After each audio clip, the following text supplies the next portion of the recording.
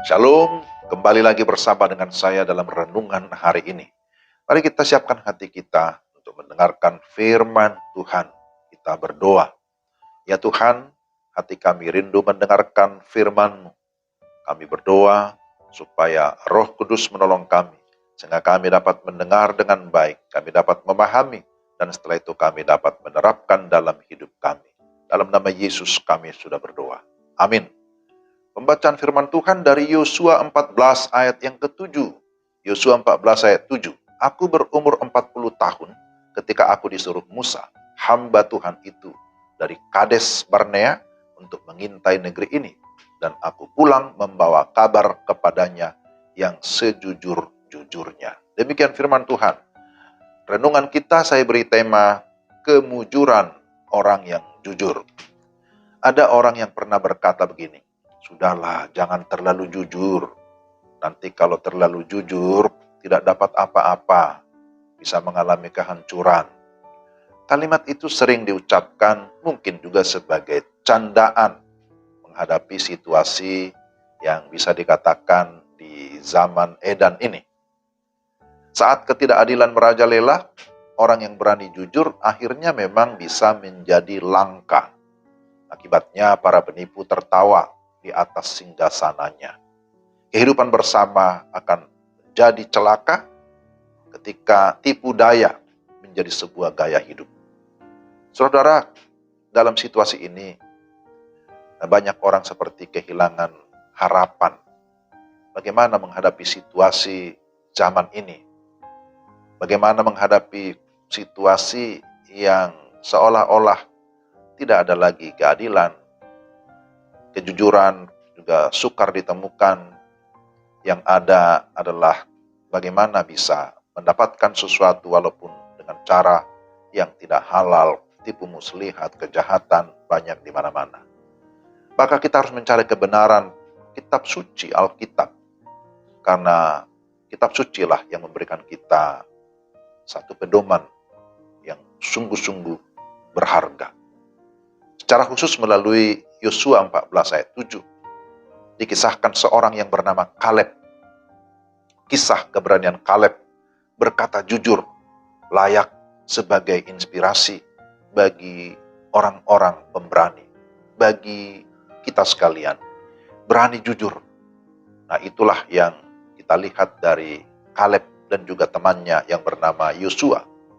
Berani jujur bakal membawa kemujuran. Ini menjadi prinsip penting dalam kehidupan kita sebagai orang percaya. Ketika Musa mengutusnya menjadi pengintai, menjadi mata-mata, dia membawa berita yang sejujurnya bersama dengan Yosua. Dia berkata, yang aku sampaikan ini, inilah yang sejujur-jujurnya. Tidak seperti teman-temannya yang lain, yang membawa berita yang menakutkan, yang melebih-lebihkan fakta yang ada. Akibatnya bukan asa, bukan harapan yang dirasa, tetapi tawar hati melanda bangsa Israel. Sesungguhnya ketika orang mulai tidak jujur apa adanya, kehidupan bersama juga akan mengalami masalah, bahkan bisa mengalami kehancuran. Sebaliknya, dengan sikap jujur, maka kehidupan kita juga akan mujur atau akan berhasil, akan beruntung. Mengapa Kaleb mendapat kemujuran? Sekali lagi, karena dia seorang yang takut akan Tuhan. Ia tetap setia mengikut Tuhan sejak masa mudanya. Ia diutus Musa pada usia 40 tahun untuk mengintai tanah Kanaan. Dan ketika dia memperoleh tanah Hebron, usianya sudah 85 tahun. Butuh waktu yang panjang. Dan Kaleb tetap setia menantikan janji Tuhan yang sudah disampaikan melalui Musa.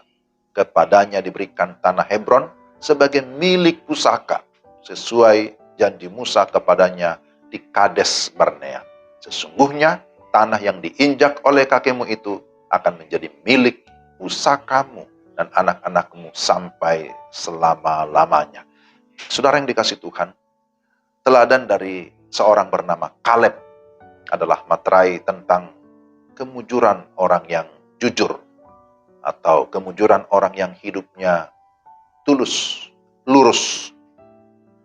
sikap Kaleb hingga masa usianya tua, ya lansia, tetap menjadi teladan bagi banyak orang, bahkan bagi kita sampai dengan saat ini. Kaleb dikenal sebagai orang jujur. Kaleb dikenal sebagai orang yang takut akan Tuhan. Jadi, saudara, zaman di mana kita berada boleh saja semakin edan, ya, semakin kacau, semakin tidak teratur, semakin banyak ketidakjujuran, ketidakadilan. Namun orang Kristen tidak perlu ikut ngedan, ya, tidak perlu ikut edan, tidak perlu juga menolak kejujuran. Bagaimanapun, bersikap jujur tetap adalah pilihan yang luhur demi keberlangsungan hidup yang penuh dengan kreasi.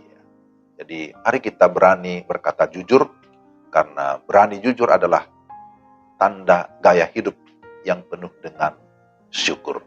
Mari kita berdoa. Tuhan, terima kasih firman-Mu hari ini mengingatkan sekaligus meneguhkan kami supaya kami hidup di dalam kejujuran, hidup di dalam ketulusan, hidup di dalam takut akan Tuhan.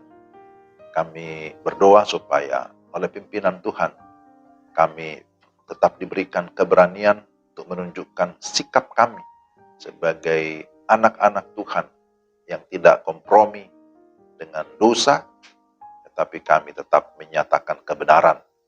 Terima kasih Tuhan, terpujilah nama-Mu dalam nama Tuhan Yesus. Amin. Sampai di sini renungan kita hari ini. Tuhan memberkati saudara sekalian. Salam.